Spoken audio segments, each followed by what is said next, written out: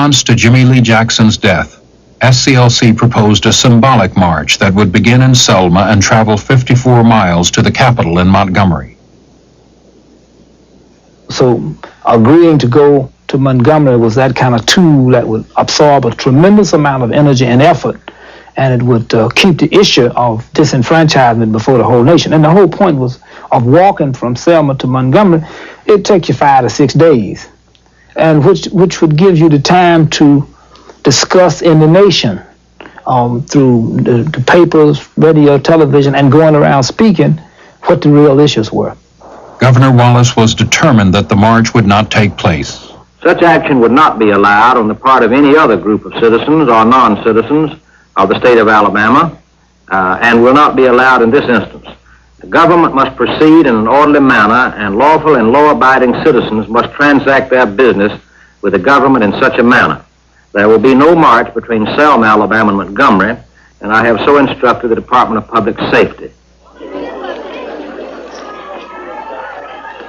Despite the governor's ban, 600 people gathered at Brown Chapel AME Church on Sunday, March 7th, to begin the march to Montgomery. Dr. King was preaching in Atlanta. Hosea Williams and John Lewis led the march.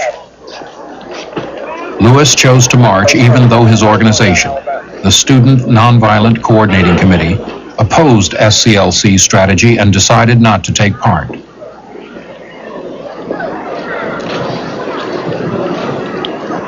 Surprisingly, as they walked through the center of town, there were no police in sight.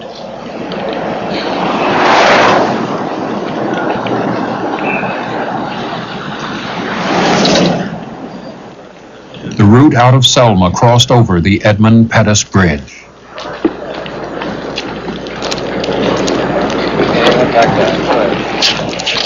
Cheyenne and I went to the Edmund Pettus Bridge. There, where I turned around and left Cheyenne. So because I'm telling you, I was afraid.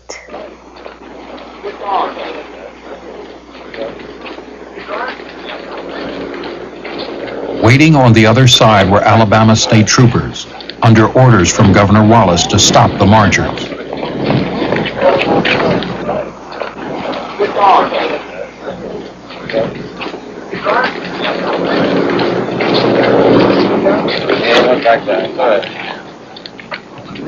Clark's posse was on the sidelines. It'll be detrimental to your safety to continue this march, and I'm saying that this is an unlawful assembly. You have to disperse. You are ordered to disperse, go home, or go to your church. This march will not continue.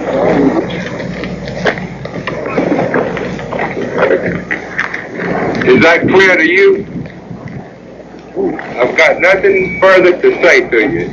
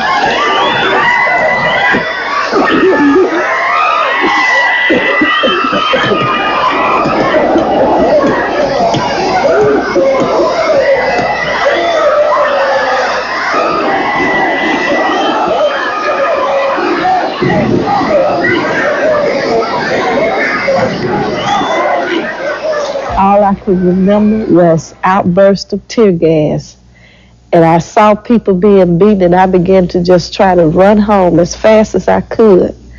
And as I began to run home, I saw horses behind me, and I will never forget, a freedom fighter picked me up, Hosea Williams, and I told him to put me down. He wasn't running fast enough. And I ran, and I ran, and I ran. We were about 2 blocks away from the bridge, and we went back to try to help people back. But the police were riding along on horseback, beating people, and the tear gas was so thick you couldn't get to where people were in need of help. And so we really had to turn the church into a hospital just to get people back to their senses. And it was a horrible 2 or 3 hours.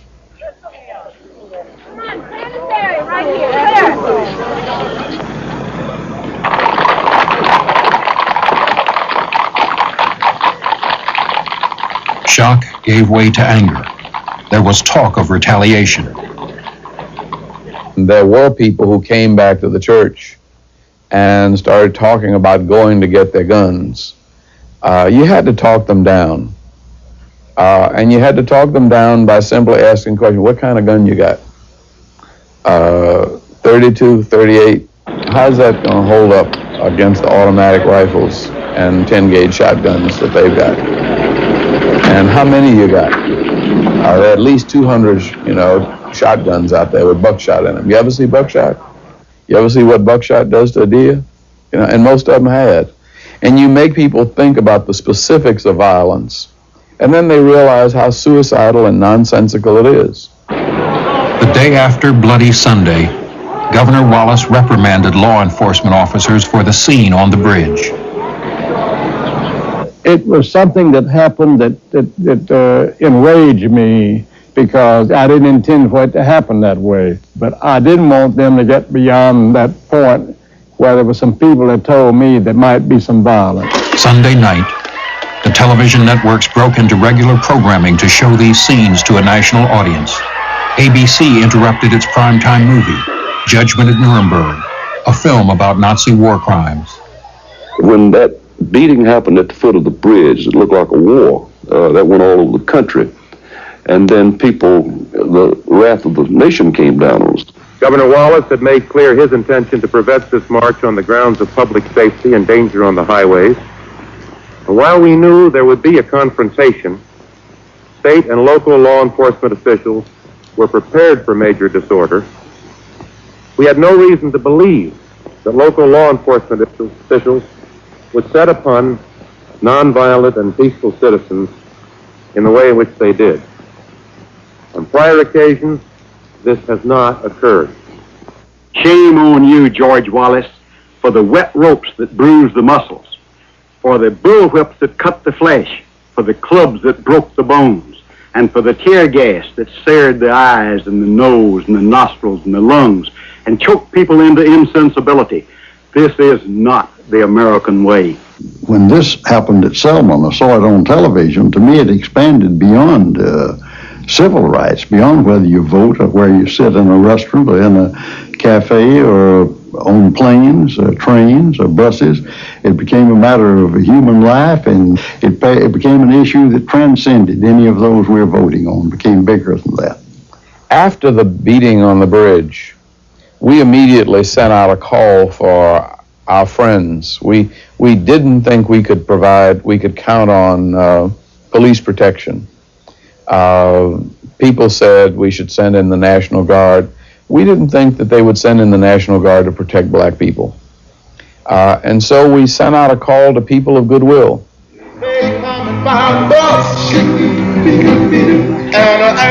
From all over the country, people came to Selma, among them 450 white clergymen. Here, a group of people, black and white, saying to us, we are here to share with the people of Selma in this struggle for the right to vote.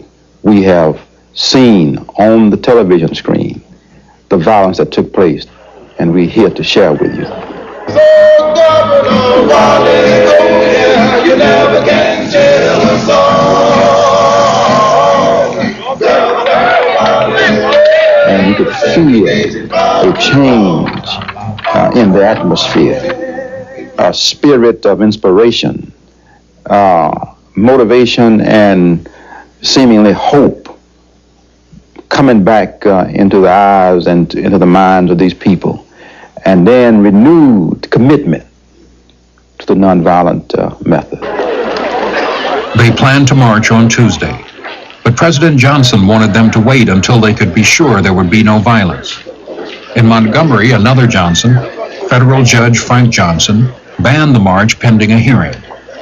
Dr. King had never violated a federal order, but there was increasing pressure to march, especially from SNCC. My name is James Foreman. I'm the Executive Secretary of Student Nonviolence Coordinating Committee. The SCLC ministers left the decision about marching to King. The young members of SNCC, angered by Sunday's attack, wanted to be sure King wouldn't back down. You know, federal injunctions and court injunctions have been handed down in the past, and it's really people here have to make up their minds and make certain decisions themselves about what it is that they want to do. There was private disagreement, but public unity. There's no disagreement between SNCC and SCLC, and that's not an issue here. The announcement was made to the people in the audience that the march that Tuesday would go forward, all right? But some of us also knew that Dr. King had told, Judge Johnson, that he was going to call off the march. So we had a meeting from about 11 o'clock to 5 o'clock that morning where we were trying to lay out to him the necessity to keep his word to the people that the march would go forward and that it would not be called off. We have no alternative but to keep moving with determination. We've gone too far now to turn back. And in a real sense, we are moving and we cannot afford to stop because Alabama and because our nation has a date with destiny.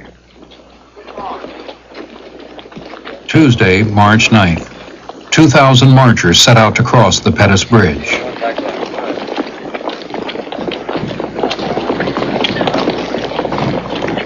This time, there were politicians, labor and church leaders, members of SNCC, the widow of a U.S. senator, and a few Southern whites.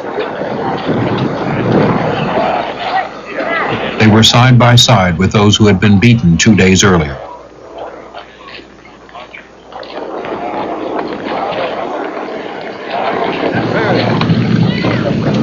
You are ordered to stop. Stand where you are. This march will not continue.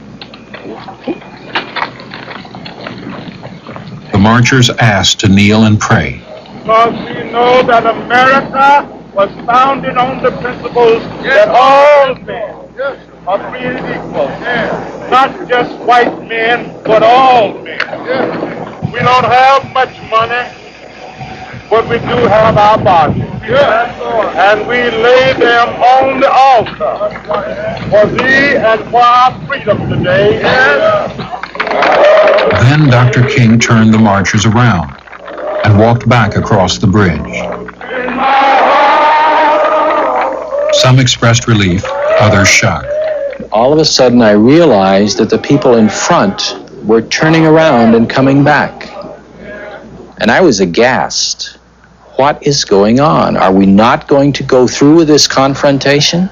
What's happening? The truth of it was that there was nothing much else to do.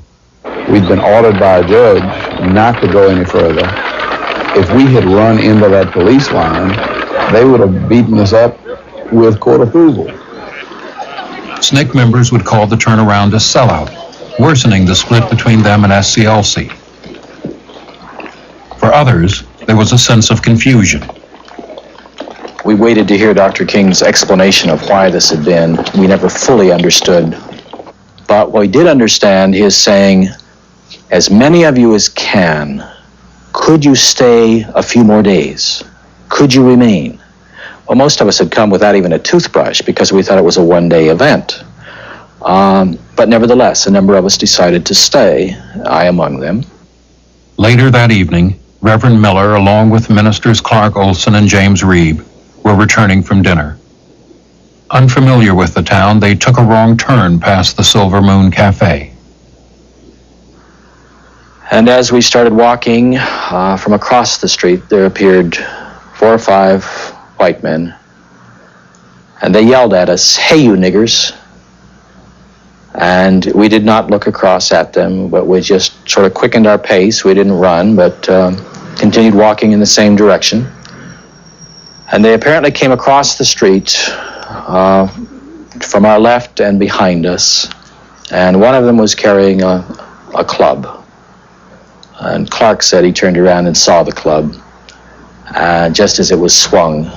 And Jim Reed, being closest to the curb, caught the full impact of that blow. James Reed died 2 days later. Ain't you got a right? Ain't you got a right? Ain't you got a right? Ain't you got a right? Ain't you got a right? Ain't you got a right to the tree of life? News of the attack provoked a national outcry.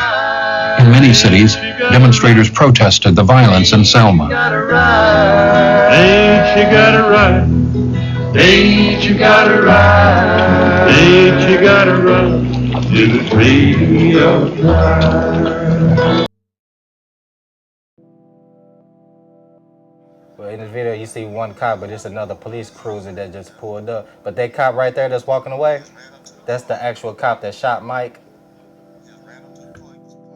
But he comes back over there in a minute. I started recording on my balcony. That's the first video that I have, which is before the yellow tape was put up. I ran out the door, and I ain't even had no shoes on, socks on. When we got to the scene, they was just putting the tape up around him. Like shit, I'm hitting that man, I'm hitting, but he kept shooting. I can't even describe how it felt just looking at him laying there.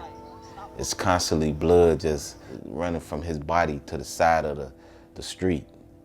And I think really they should have covered him up at that time, because his grandmama looking at him and kids looking at him, you know, it's a dead kid. Believe it was one of his relatives ran over and tried to see who it was, and the first cop, St. Louis County cop, I believe, ran to him and told him to get away. This is a crime scene, and you can't be here. And it was not pretty.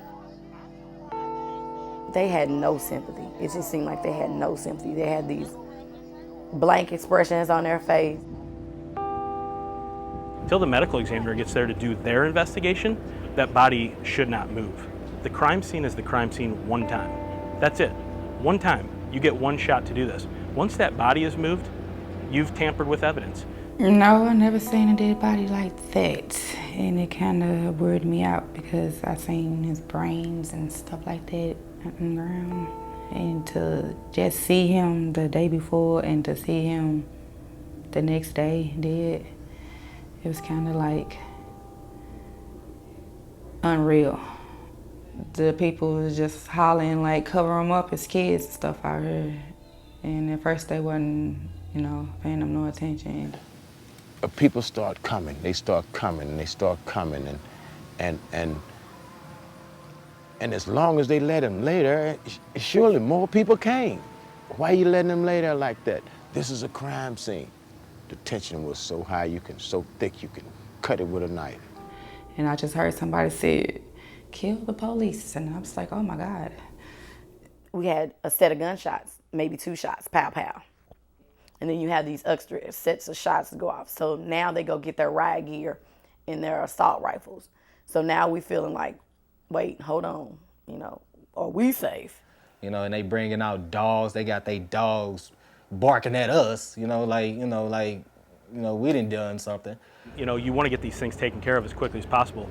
But when these guys arrive on scene, the investigators, the other policemen, they called for a code 1000. They're calling for 25 extra units plus 5 supervisors. So 30 extra people are being asked to control that crime scene because of all the chaos that's ensuing.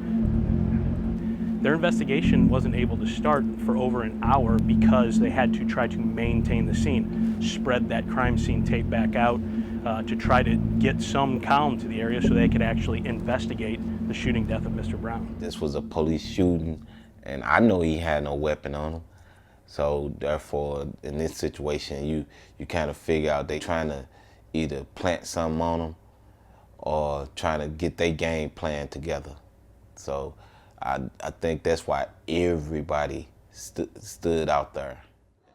And then finally, one of the officers went and got a white sheet, and put it over him. He had a pool of blood in front of him, a trail of blood. It was bead red when I got outside. By the time he was gone, it was black. And he laid there, then they for 4 hours. That moment, it just really kind of like eating me up. Said that image it just stuck in my mind. It just definitely stuck in my mind each and every day now.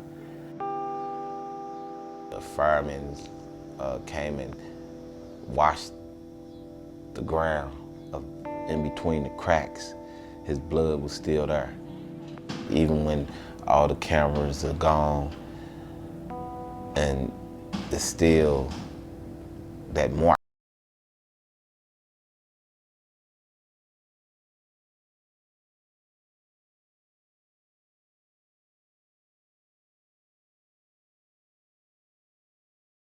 We still hear our brothers crying, I can't breathe. Now we're in the struggle, singing, I can't leave. We're calling out the violence of these racist police, and we ain't gonna stop.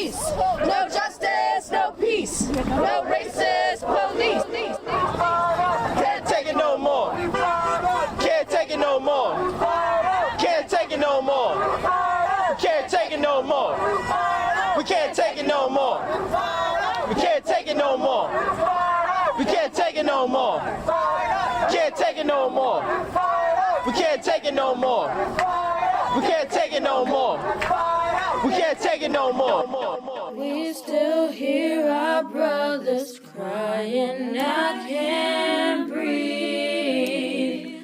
Now we're in the struggle, singing, I can't leave. We're calling out the violence of these racist police, and we ain't gonna stop till our people are free.